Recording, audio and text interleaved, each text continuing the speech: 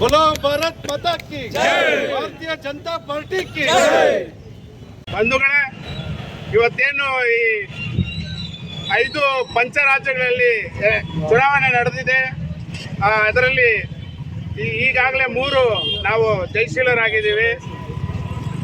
ನಮ್ಮ ರಾಷ್ಟ್ರೀಯ ಬಿಜೆಪಿ ರಾಷ್ಟ್ರೀಯ ಅಧ್ಯಕ್ಷರಾದ ನಿತಿನ್ ನಂಬಿ ಅವರ ಅಧ್ಯಕ್ಷತೆಯಲ್ಲಿ ನಮ್ಮ ಪ್ರಧಾನಿಗಳಾದ ಮೋದಿಜಿ ವರ್ಚಸ್ ಪ್ಲಸ್ ನಮ್ಮ ಅಮಿತ್ ಶಾ ಅವರ ಪ್ರಾತಿನಿಧ್ಯದಲ್ಲಿ 5 ಪಂಚರಾಜ್ಯಗಳಲ್ಲಿ 3 ಗೆದ್ದಿದ್ದೀವಿ. 3 ಕಡೆನೂ ಎಲ್ಲ ಕಡೆ ಗೆದ್ದಿದ್ದೀವಿ. ಆಮೇಲೆ NDAಯಲ್ಲಿ ಕೂಡ 2 ಇದರಲ್ಲಿ ನಾವು ಕೆಲವು ಸ್ಥಾನಗಳು ಗೆದ್ದಿದ್ದೀವಿ. ಇದು ಈಗ ಕರ್ನಾಟಕಕ್ಕೆ ಇದು ದಿಕ್ಸೂಚಿ. 100% ಕರ್ನಾಟಕ ಕೂಡ ಸೇಮ್ ಹಿಂಗೆ ಆಗೋದು. ಕೆಲವೇ ತಿಂಗಳು ನಮ್ಮ ಕರ್ನಾಟಕದಲ್ಲಿ ಕೂಡ ಇದೇ ಪರಿಸ್ಥಿತಿ ಬರುತ್ತೆ. 100% ಇಲ್ಲಿ NDA ಪಾರ್ಟಿ ಗೆಲ್ತೀವಿ. ಭಾರತೀಯ ಜನತಾ ಪಕ್ಷ ಅಧಿಕಾರಕ್ಕೆ ಬಂದಿದೆ. ಎಲ್ಲಾ ಪಾರ್ಟಿನಲ್ಲಿ ದಿನೇ ದಿನೇ ವರ್ಚಸ್ ಕುಗ್ತಾ ಇರುತ್ತೆ.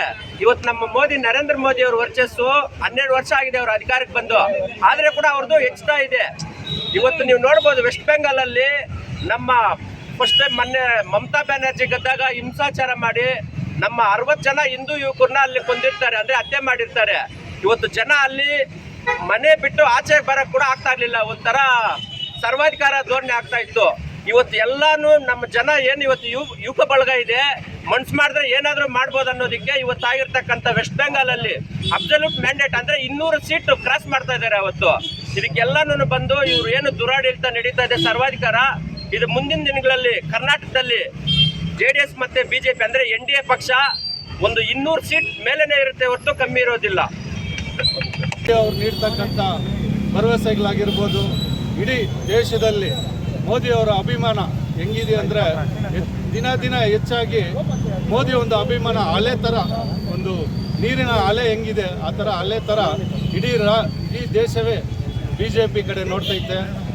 ಬೇರೆ ನಮ್ಮ ಭಾರತ ದೇಶ ಅಲ್ಲ, ಹೊರ ದೇಶಗಳು ವರ್ಲ್ಡ್ ಲೆವೆಲಲ್ಲಿ ಮೋದಿ ಅವರು ಮಾಡಿರೋ ಹೆಸರು ಇವತ್ತು ಭಾರತದಲ್ಲಿ ನಮ್ಮ BJP ಪಕ್ಷ ಅದ್ದೂರಿಯಾಗಿ ನಿಂತಿದೆ ಅಂದರೆ ಮೋದಿ ಅವರ ಕಷ್ಟ, ಅವರ ಶ್ರಮನೇ ಇದು.